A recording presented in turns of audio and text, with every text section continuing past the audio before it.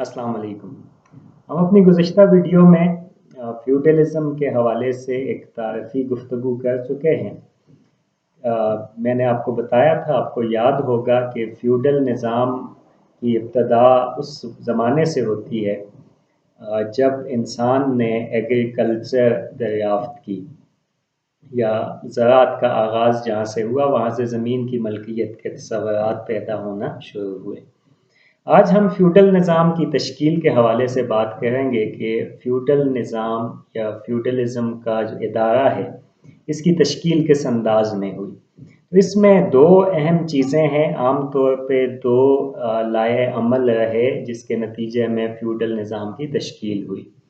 पहला ये था कि जब एक बादशाह ने अपने उमरा में ज़मीनों को तकसीम किया तो मुख्तलिफ़ उमरा को मुख्तलिफ़ जागीरें अता की जाती थीं और उनके ज़िम्मे ये होता था कि वो उन जागीरों में से फ़सल लेंगे, टैक्स कलेक्शन करेंगे और मरकज़ी हुकूमत को भेजेंगे।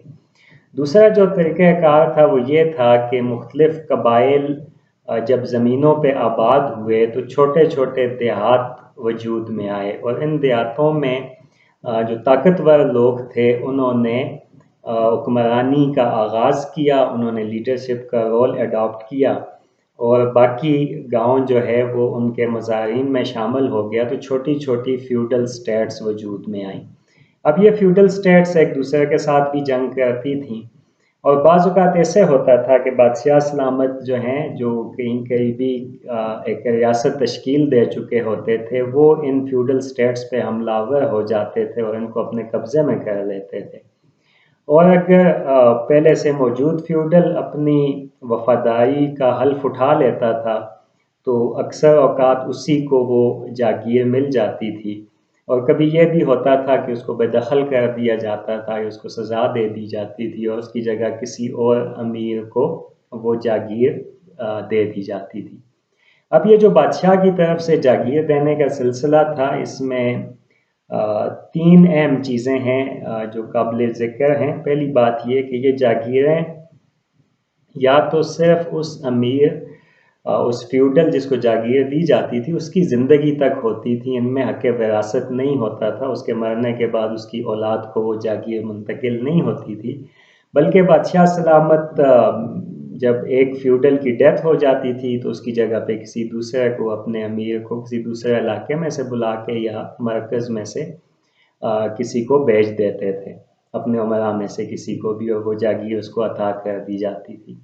दूसरा ये था कि बाज़ औक़ात ये जागीरें 3 नस्लों के लिए दी जाती थीं कि एक नस्ल, उसके बाद दूसरी और तीसरी, 3 नस्लों तक वो विरासत चलती थी और तीसरी नस्ल के बाद बादशाह की सवाबदीद पे होता था कि वो मज़ीद आगे वो जागीर उनको देना चाहता है या उसकी जगह किसी और अमीर को दे देता है।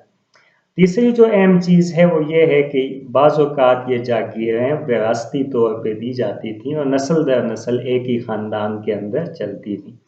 तो अब ये ज़्यादा इन्हिसार किस लाए अमल को इख्तियार किया जाएगा, जागीर कितने अरसे के लिए दी जाएगी, आया सिर्फ़ एक नस्ल के लिए, 3 नस्लों के लिए या हमेशा के लिए।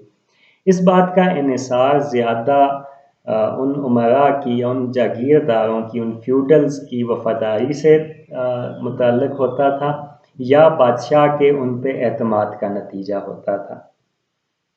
अब ये जो एक जागीरदाराना निज़ाम है, जब ये तश्कील पा जाता था तो इस जागीरदाराना निज़ाम की शक्ल, एक फ्यूडल स्टेट की शक्ल एक इलाके में मुख्तलिफ़ होती थी और किसी दूसरे इलाके में मुख्तलिफ़ होती थी। ख़ास तौर पे जो यूरोपियन एक्सपीरियंस है फ्यूडलिज़्म के हवाले से, वो काफ़ी डिफरेंट है सब कॉन्टिनेंट के एक्सपीरियंस के मुकाबले में। तो अभी हम बात करेंगे यूरोपियन एक्सपीरियंस के हवाले से।